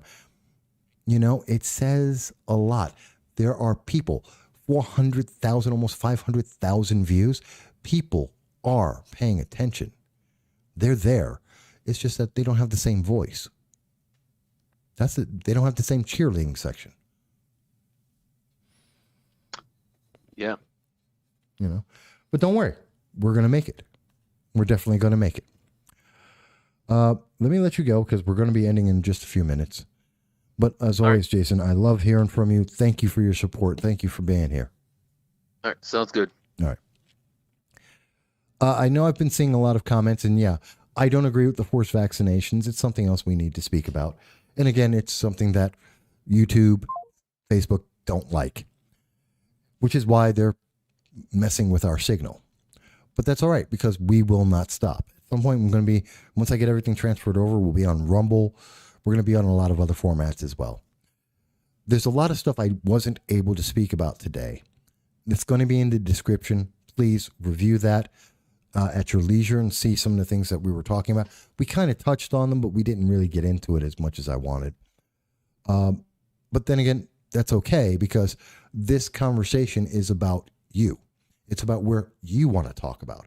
It's about where you want to go in the conversation, because your voice does matter. Like I was just saying with Jason, and like I said with Mark Meckler earlier this week, you are the voice of America. You are not alone. There are more people like you than like Larry the Troll. And that's the thing. They may have a cheering section that's very loud and very active, but you are, in fact, the true heart of America. And you are not alone. And I know that because I speak with people like you every day, all across the country and across the world. And I love you guys, and I thank you. And I enjoy doing this every week, every Sunday at 2:30 Eastern Standard Time. We speak with you directly to hear what is on your mind about the issues that are affecting us all. And hopefully, if you enjoy it, do subscribe. Let's try to get to 500 people by the end of the year. That's 11 more people. Not a lot. But other than that, folks, I'm going to be ending this now. We're just over 2 hours. I always enjoy speaking with you, but I'm looking forward to speaking to you next week as well. And, Merry Christmas. Happy Hanukkah. That's Monday, I believe it starts Hanukkah. So happy Hanukkah, and also Merry Christmas. And I want everyone to be well.